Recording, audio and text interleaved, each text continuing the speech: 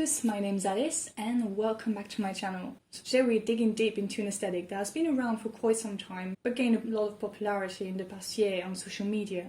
It's all about country life, simple living, producing your own food using traditional farming methods, but also flower dresses, picnics and goats. While this aesthetic is taken on by progressive people, inclusive people, for some people, cottage life means very different things. That's what we're going to talk about today. Why is cottagecore so popular? It's a convergence of many different things, one of them being the pandemic and the lockdowns that came with it. Every time there's been a spike in cases, there's a spike in cottagecore right along with it.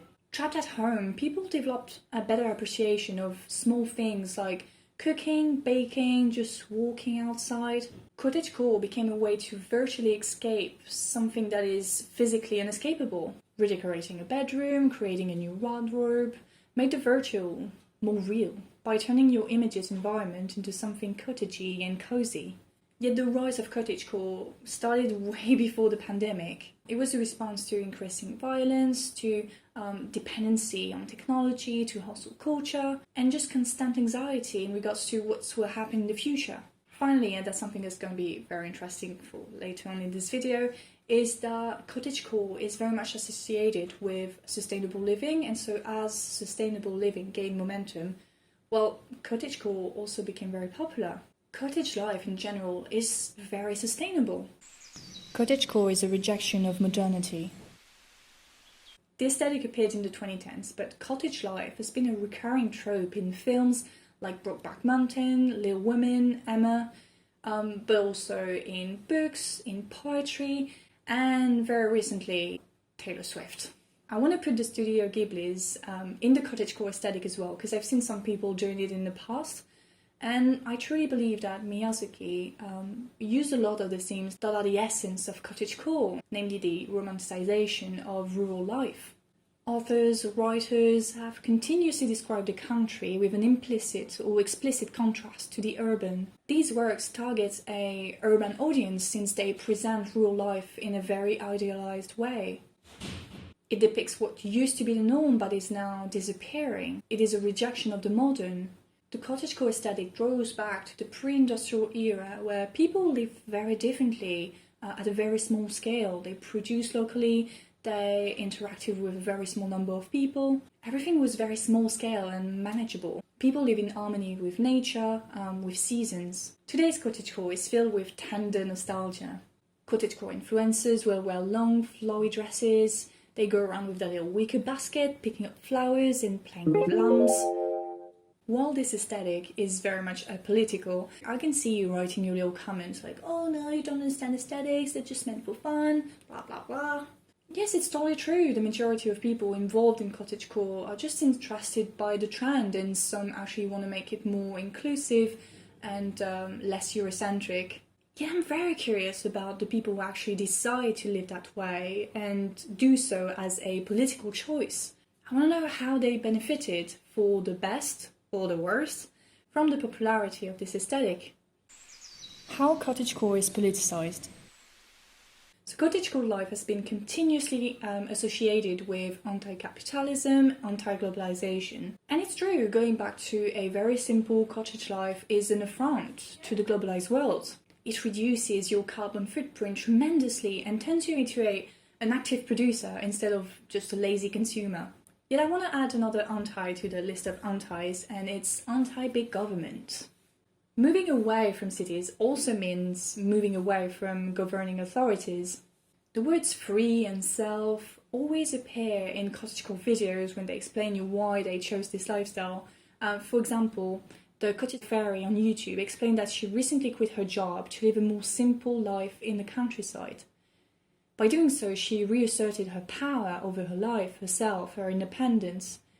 So cottagecore is both a slight liberation from capitalism because it gives you the opportunity to kind of become your own boss, something that is quite difficult to achieve in a traditional urban setting.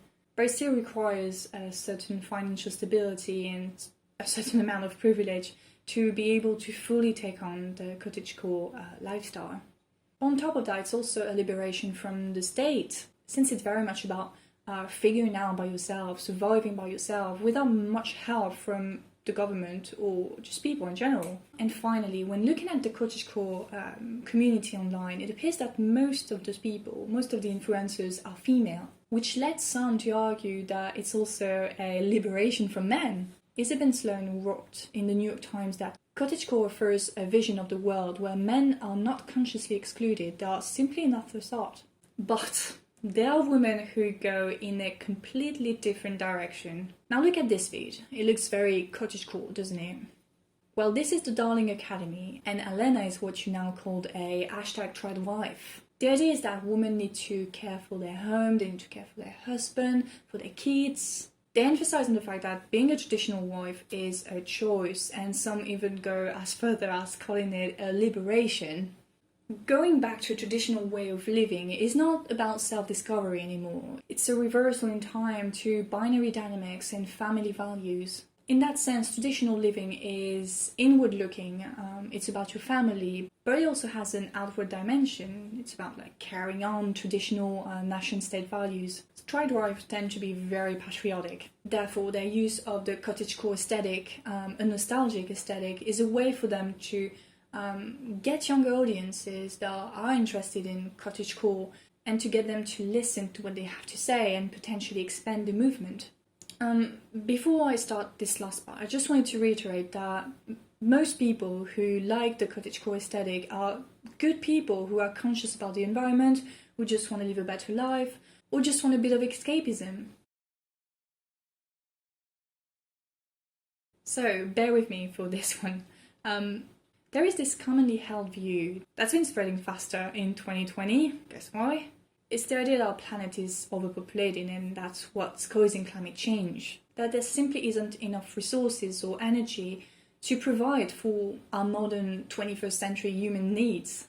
While all of this is completely false, and it's been proven to be false, it had led some to adopt the view that we need to prioritize certain groups over others, to prioritize ourselves, our nations, which isn't really coherent when you think about the fact that global warming is a global problem. When your concerns are limited to yourself, to your family, to your immediate environment, your country, well, it tends to exclude the people who will be the most affected by the consequences of climate change. People in warmer third world countries or people in your own country won't have the money or privilege to adapt to the issues generated by the climate crisis. Many of these will be immigrants, people of colour, or just people that are often included under the umbrella term multiculturalism. Now here's the problem. This is all very convenient for the far right, who generally oppose multiculturalism and just have a problem with anyone who's not a pure-blooded white Western male. And here we reach the point of ecofascism. When we say that the world is overpopulated, we are actually playing into their hands. Because for them it means that some people will have to disappear. We would have to prioritize one race over another. Some talk of themselves as ethnic nationalists. They'll talk about deep ecology, and they use words like forefathers, homeland, ethnostate, or blood and soul as dog whistle for whiteness. So the ecofascist aesthetic is closer to the Norse tradition, yet they have adopted a language and aesthetic that embraces nature, that romanticizes and actually invent a time during which the only race was the white race. So here's a comment from Danielle Savoy. She's replying to a tweet from Anne Duncan, a Democrat who worked with Barack Obama during his presidency. Duncan simply offered to start a conversation on whiteness, and that's what Danielle Savoy replied. About how beautiful it is, yes.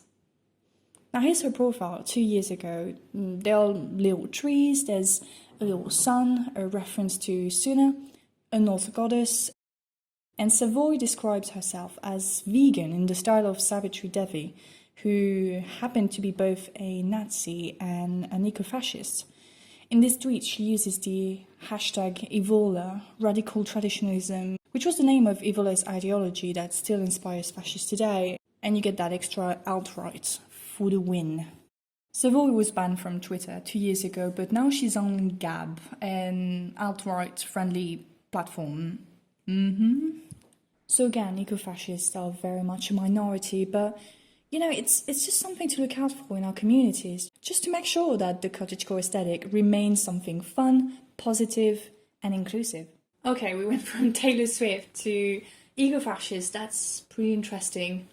So that's it. If you have time, I'd really like to know how you discovered Cottagecore and what does that actually mean for you.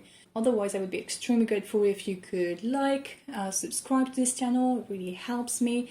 And yeah, I'll see you next week. Salut!